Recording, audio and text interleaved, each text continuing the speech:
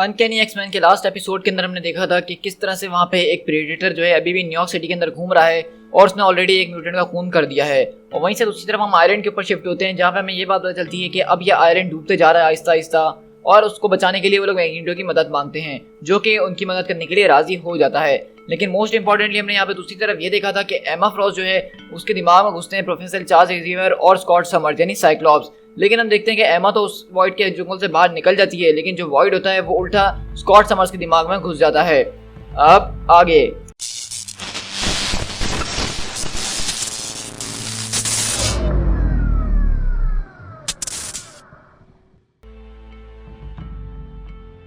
तो हमारी कहानी की शुरुआत दोबारा वहीं से होती है जहाँ पे हमने देखा था न्यूयॉर्क सिटी के अंदर एक म्यूटेंट की जान चली गई है।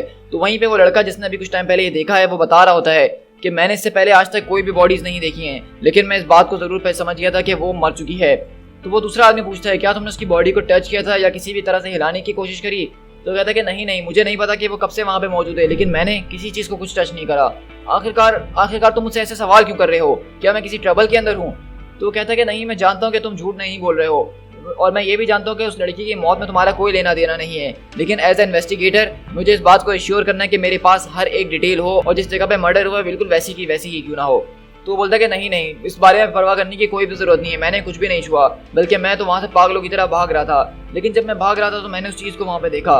मुझे ऐसा लगा शुरू में कि वो एक ट्रेन है, लेकिन फिर मुझे ख्याल आया कि ट्रेन इस तरह की टनल्स में होती नहीं है। सही कहा मैंने।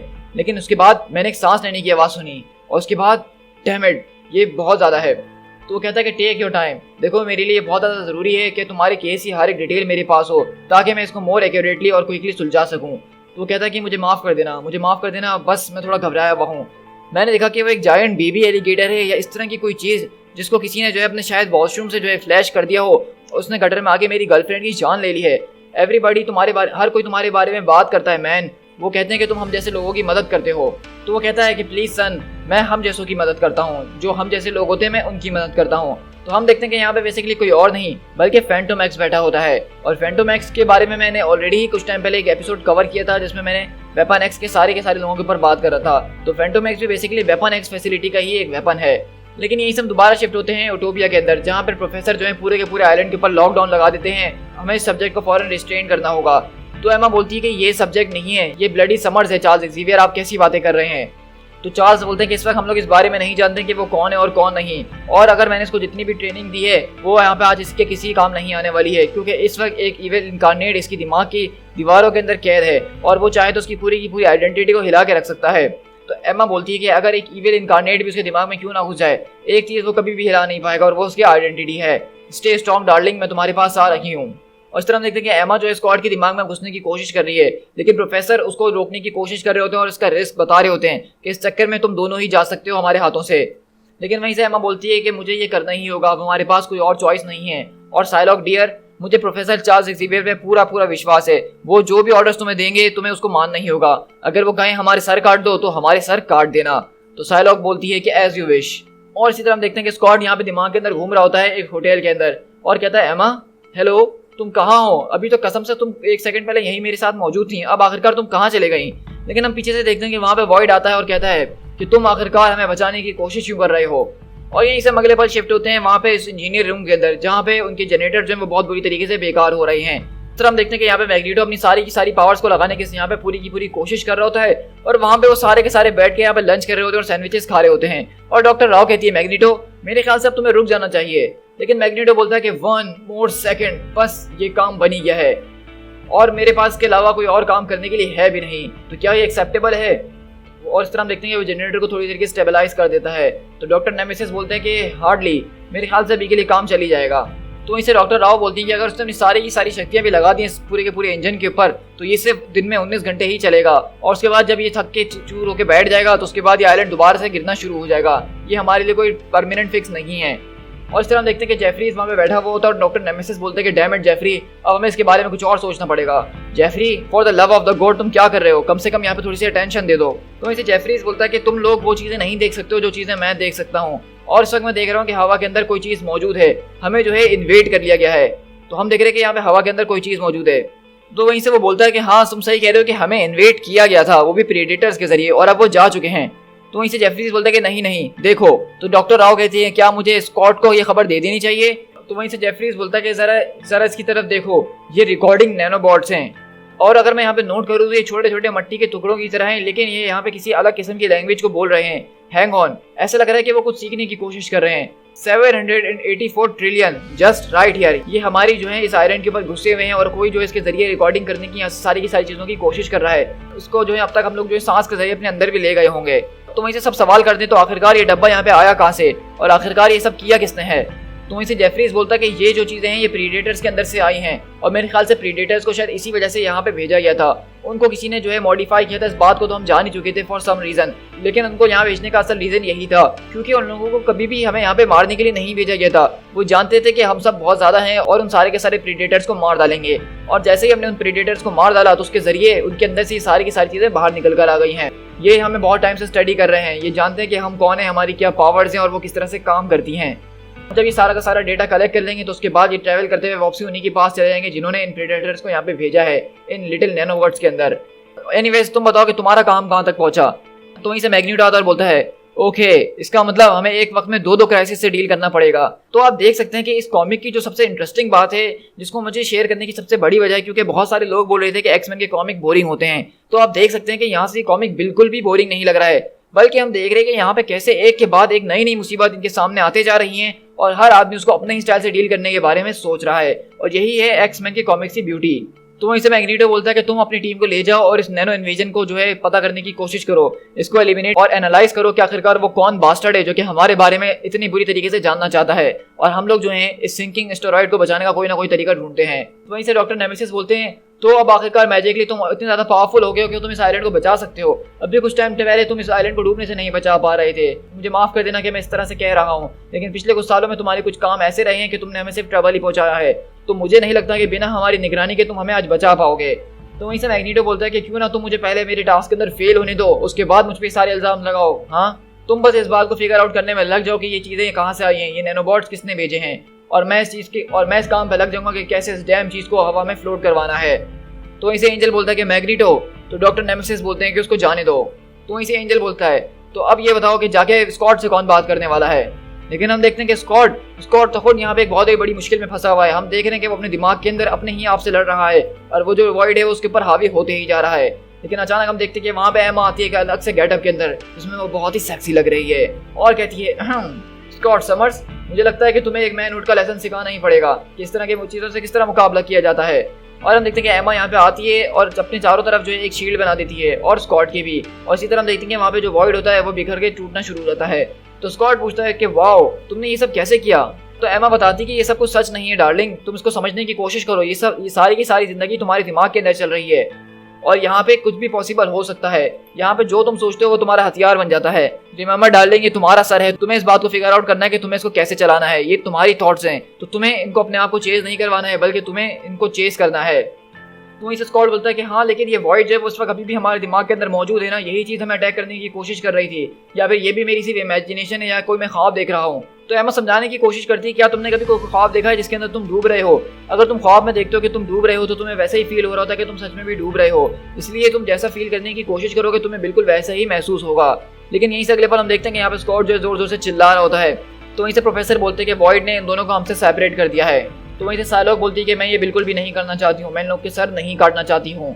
तो वहीं से प्रोफेसर बोलते हैं कि अभी के लिए इसे बेहोश हुए हैं माय डियर, अभी हमारी सारी उम्मीदें जो है खोई नहीं हैं। लगता है कि एमा अभी भी अपने कंट्रोल के अंदर मौजूद है, लेकिन एमा के जागने से पहले अगर स्कॉट जाग गया तो तुम स्ट्राइक कर देना।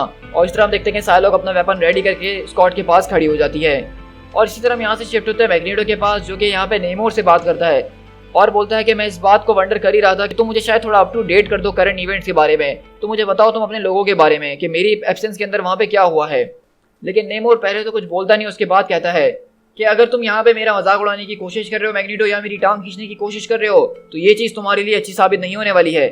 तो वहीं से मैग्नीटो बोलता है कि मेरा आपसे कोई भी बदतमीजी करने का इरादा नहीं है योर हाइनेस, बस मैंने आपके अंदर थोड़ी सी चेंजेस को देखा है, मतलब आपके स्टेटस को के अंदर कि अटलांटिस के अंदर कुछ चल रहा है और आपके लोगों के बीच। तो वहीं से नेमोर बोलता है कि चीज़ें होती हैं, मेरा घर, मेरे लोग, ऐसे कुछ हॉरिफाइंग और इम्पॉसिबल सीरीज ऑफ इवेंट्स हुए हैं जिसने मेरे लोगों को समंदर के अंदर बिखरा के रख दिया है। तो इसे मैग्नीटो बोलता है कि इस तरह की चीज़ के लिए हमारे पास एक शब्द मौजूद है जिसको कहते हैं डायस्पोरा।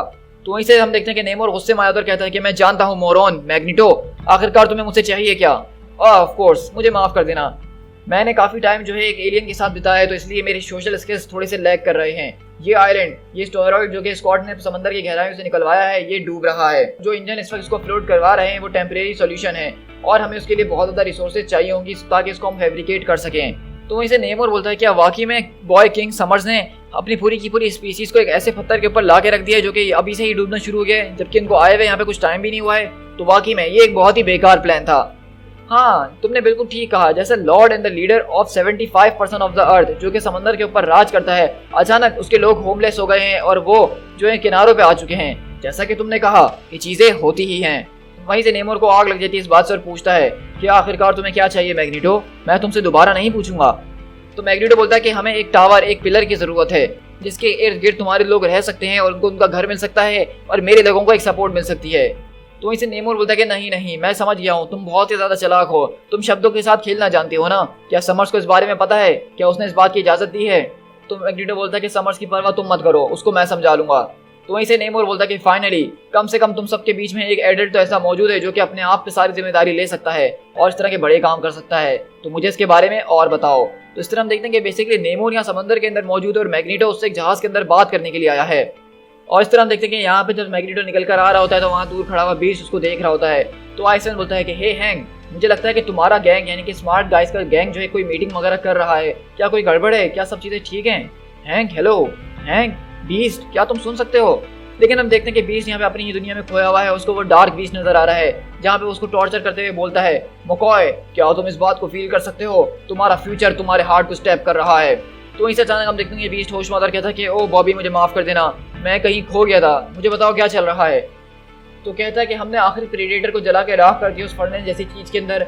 एक्स क्लब इस वक्त इस बात को सोचने में लगा हुआ है कि किस तरह से सायरन को डूबने से बचाया जाए। स्कॉट और एमा जो है वो बहुत ही वियर्ड चीजें कर रहे हैं जिसके बारे में मुझे कुछ भी नहीं पता है। और वुल्वरीन और वो स्पूकी किड्स जो है वो दोबारा गायब हो चुके हैं। लेकिन मुझे बताओ कि तुम्हारे साथ क्या चल रहा है, तुम क्या सोच रहे हो? तो वहीं से हैंक बोलता है कि मेरे पास इस वक्त एब्सोल्युटली कोई आइडिया नहीं है बॉबी कि मेरे साथ क्या चल रहा है। मेरे पास इस वक्त कोई आइडिया नहीं है कि आखिरकार मैं यहाँ पे कर भी क्या रहा हूँ। और इसी तरह हम देखते हैं यहाँ पे स्कॉट जो है अपने दिमाग के अंदर तड़प रहा होता है और हम वॉइड बेसिकली देख रहे हैं कि उसके दिमाग के ऊपर हावी होने की कोशिश कर रहा है। गिवन टू मी स्कॉट, बस कर दो, तुम्हारे पास इतनी शक्तियां नहीं है। मैं तुम्हें शक्ति दे सकता हूँ, मैं तुम्हें स्ट्रेंथ दे सकता हूँ और मैं तुम्हें वो लीडर बना सकता हूँ जो तुम हमेशा से चाहते थे। लेकिन स्कॉट अपने ऑप्टिक ब्लास्ट इस्तेमाल करते हुए उसको जला के राख कर देता है। और हम देखते हैं कि उसके सामने एक ब्लैक कलर का बॉक्स पड़ा होता है और उसमें से आवाज आती है कि मैं वो चीज हूँ जिसको तुम हमेशा से चाहते थे स्कॉट, तुम जो कुछ भी चाहते हो वो मैं मौजूद हूँ, जो भी चाहते हो वो मैं तुम्हें दे सकता हूँ। लेकिन हम देखते हैं कि एमा यहाँ पे आने की कोशिश कर रही होती है लेकिन वो आ नहीं रही होती है क्योंकि उस दरवाजे में उसकी एंट्री नहीं होती है। और वह समझाती है कि उसने वहाँ पे तुम्हें ट्रैप कर लिया है लेकिन तुम्हें इस सबको जीत के निकलना ही होगा किसी न किसी तरीके से। मैं तुम्हारी यहाँ से मदद नहीं कर सकती हूँ स्कॉट, तुम वहाँ अकेले अंदर मौजूद हो। तो स्कॉट बोलता है कि मेरे ख्याल से ये मेरे दिमाग का वो हिस्सा है जहाँ पे तुम नहीं आ सकती हो। तो अगर मैं ऐसा ही सोचते रहा तो तुम यहाँ पे कभी भी नहीं आ पाओगी। और अगर मैं इस बात पे बिलीव कर लूँ एमा, नहीं नहीं ये नहीं करो। और हम देखते हैं कि स्कॉट वहाँ पे दरवाजा बंद कर देता है। तो वहीं से स्कॉट बोलता है कि आई लव यू, मुझ पे पूरा भरोसा रखो और घर जाओ। और इस तरह हम देखते हैं कि एमा होश में आते ही चिल्लाती है कि नहीं, उसको मारना नहीं। और इस तरह हम देखते हैं कि स्कॉट यहाँ पे उस डब्बे के पास बैठ जाता है और बोलता है कि ओके, तो चलो तुम्हारा काम तमाम कर ही देते हैं। तो वहीं से एमा बोलती है कि नहीं, उसको मारने की जरूरत नहीं है, उसको एक चांस जरूर दो। तो वहीं से प्रोफेसर बोलते हैं कि एमा आखिरकार हम कब तक इस चीज को रिस्क कर सकते हैं। तो वहीं से एमा बोलती है कि प्लीज प्रोफेसर मुझ पर भरोसा रखिए, वो ये कर सकता है, उसको एक मौका दीजिए। तो वहीं से प्रोफेसर बोलते हैं कि एमा अगर उसके दिमाग के ऊपर वॉइड ने अपना काबू पा लिया तो तुम जानती हो ना। तो एमा बोलती है कि आपने उसको काफी टाइम तक ट्रेनिंग दी मॉन्स्टर से लड़ने के लिए, उसने अपनी सारी जिंदगी लड़ते हुए निकाली है, प्लीज उसको लड़ने दीजिए। तो प्रोफेसर बोलते हैं कि एमा मुझे जानता हूँ कि तुम स्कॉट से बहुत ज्यादा प्यार करती हो और मैं भी बहुत प्यार करता हूँ, मैं उसको अपने बेटे की तरह समझता हूँ, लेकिन हमें इस वक्त चूज करना ही होगा। लेकिन ये एक ऐसी चीज है जिससे आज तक स्कॉट ने कभी मुकाबला नहीं करा है, लेकिन फिर भी मैं इस पर विश्वास करने के बारे में चूज करता हूँ। हमें अपनी उम्मीदें खोनी नहीं चाहिए और दुआएं करते रहना चाहिए। लेकिन साइलॉग तुम बिल्कुल यहाँ पर तैयार खड़ी रहो, बस कुछ ही मोमेंट्स की बात है, या तो वो जीतेगा या तो वो हार जाएगा। और इस तरह हम देखते हैं कि वहाँ पे स्कॉट अपने दिमाग के अंदर जो है उस बॉक्स को उठा लेता है और जैसे ही उस बॉक्स को उठाता है तो वॉइड उसके ऊपर हावी होना शुरू हो जाता है, मतलब हर तरफ ब्लैक जैसी चीज भरना शुरू हो जाती है। लेकिन हम देखते हैं कि स्कॉट वहाँ पे उल्टा ही उस बॉक्स को जो है वापसी कैद कर लेता है और कहता है कि तुम नहीं जानते, लेकिन मैंने इस दुनिया के ऊपर मोस्ट पावरफुल साइकिक को डेट किया है, वो भी काफी लंबे अरसा तक। मैन, तुम नहीं जानते कि कितना मुश्किल है एक ऐसी गर्लफ्रेंड को रखना अपने टीनेज उम्र के अंदर जो तुम्हारा दिमाग पढ़ सकती हो। तो अगर तुम्हें मेरे दिमाग पे हावी होना है तो तुम्हें इससे बेहतर करना होगा। थैंक यू जेन, अगर तुम ना होती तो शायद मैं आज ना बच पाता। और इस तरह हम देखते हैं कि स्कॉट ने बेसिकली उस वॉइड को उसी डब्बे के अंदर कैद कर दिया है मुस्तकिल तौर पे। और उसने ये सब सीखा कहाँ से? जीन ग्रे से। और तुम हमेशा के लिए अब यहीं पे रहने वाले हो। अगर मैं कह रहा हूँ और मैं देख रहा हूँ तो मतलब मैं विश्वास कर रहा हूँ, तुम हमेशा यहीं रहने वाले हो। और इस तरह हम देखेंगे स्कॉट वहाँ पे उसको अपने दिमाग के एक दरवाजे के अंदर बंद कर देता है और कहता है कि आज के बाद ये दरवाजा कोई नहीं खोलेगा। Nobody will open this door, nobody will ever open this door. और इस तरह हम देखते हैं कि स्कॉट वापसी वहाँ पे अपने रियल वर्ल्ड के अंदर आ जाता है और इस तरह वहाँ पे सब खुश होते हैं और प्रोफेसर वगैरह और एमा उससे आगे गले लग जाती है। लेकिन हम देखते हैं कि जब यहाँ पे सारी की सारी खुशियाँ चली रही होती हैं तो अचानक वहाँ पे हैंक आता और कहता है एक्सक्यूज मी ऑल स्कॉट, मैं जानता हूँ कि ये तुम्हारे लिए काफ़ी ज़्यादा अलग होगा लेकिन मुझे तुमसे कुछ बात करनी है। तो बोलता है कि श्योर हैंक, बताओ क्या मसला है। तो वहीं से एमा बोलती है कि स्कॉट। तो प्रोफेसर बोलते हैं कि नहीं एमा, उसको जाने दो, उन लोगों को आपस में बात करने दो। तुम्हें मेरे ख्याल से अब साइजिक होने की ज़रूरत नहीं है ये समझने के लिए कि अब आगे क्या होने वाला है। और इस तरह हम देखते हैं कि उन दोनों के बीच कुछ बात होती है और वहाँ पे उसको रोकने की कोशिश करता है लेकिन हैंक चले जाता है। तो वहीं से स्क्वाड वहाँ पे वापसी आता और कहता है बीच यहाँ पे आया था ये बताने के लिए कि वो हमें यहाँ पे छोड़ के जा रहा है, तो बताओ अब आगे क्या करना है। तो हम देख रहे हैं कि बेसिकली यहाँ पे बीच जो है एक्समैन को छोड़ के जा रहा है जो कि एक्समैन की टीम का एक कोर मेंबर है। लेकिन स्कॉट ने उसके ऊपर बिल्कुल भी अफसोस नहीं करा, ना ही उस बात को लेके बैठ गया, बल्कि वो अपने आगे की प्रॉब्लम्स को फेस करने के लिए दोबारा खड़ा हो गया और कह रहा है कि अब बताओ हमें आगे क्या करना है। To be continued.